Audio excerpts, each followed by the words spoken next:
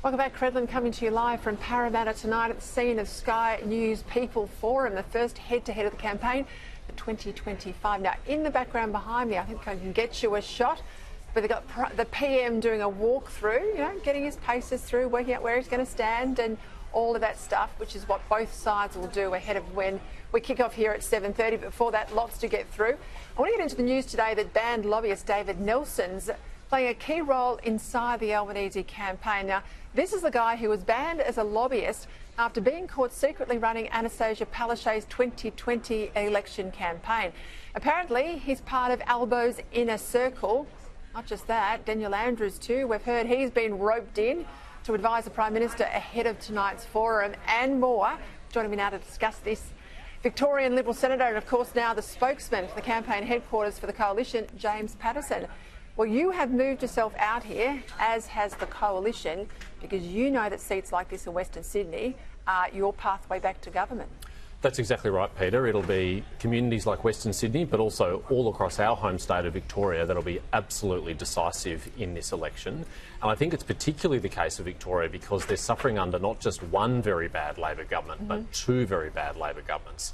And that's a terrible combination that's had terrible consequences for Victorians. But there's a lot of seats out here too in Western Sydney, and that's the reason why Sky and Daily Telegraph have brought us here tonight as well. There's a lot of voters who feel like this government has let them down, whether it's on the cost of living, whether it's on community safety, whether it's on the failure to adequately invest in infrastructure. And they feel the impact of bad governments on their lives. It makes a material difference. They sit in traffic for longer. They can't afford the groceries they used to be able to. They struggle to pay their electricity bill. Elections have real consequences for Australians like that. And it's very important for politicians like us to come and meet them where they are, hear for them direct tonight and address their concerns. I was just speaking to Darwin. She's out this way, as you know, and she said that work from home is just not an issue. Her voters are the engine room in factories and shops, and they work outside the home. Yeah.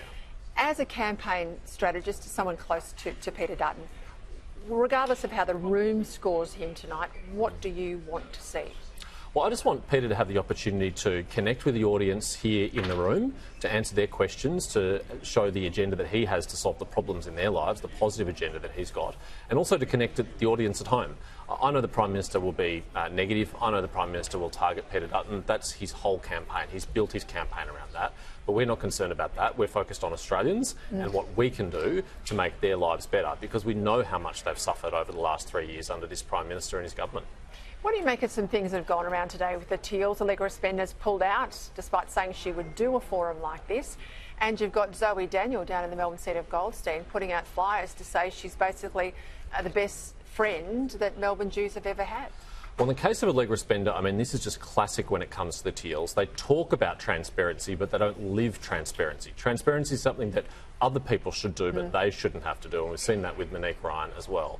When it comes to Zoe Daniel, I mean, that pamphlet was one of the most patronising things I have ever seen, completely tone deaf, lecturing the Jewish community about all the things she's done for them, including in completely unrelated areas of public policy that don't go to the core issues that concern Australian Jews at a moment like this. We're living in the worst anti-Semitism crisis our country's ever seen. Zoe Daniel, frankly, has failed to represent her Jewish constituents, has failed to stand up for them, has done ridiculous things like sign letters calling for UNRWA funding to be returned, even though we knew that there were terrorists employed by UNRWA on that terrible day on the 7th of October, by presumptuously saying that she speaks on behalf of the Jewish community. No wonder there are so many Jewish volunteers on Tim Wilson's campaign in Goldstein who are so desperate to get rid of Zoe Daniel.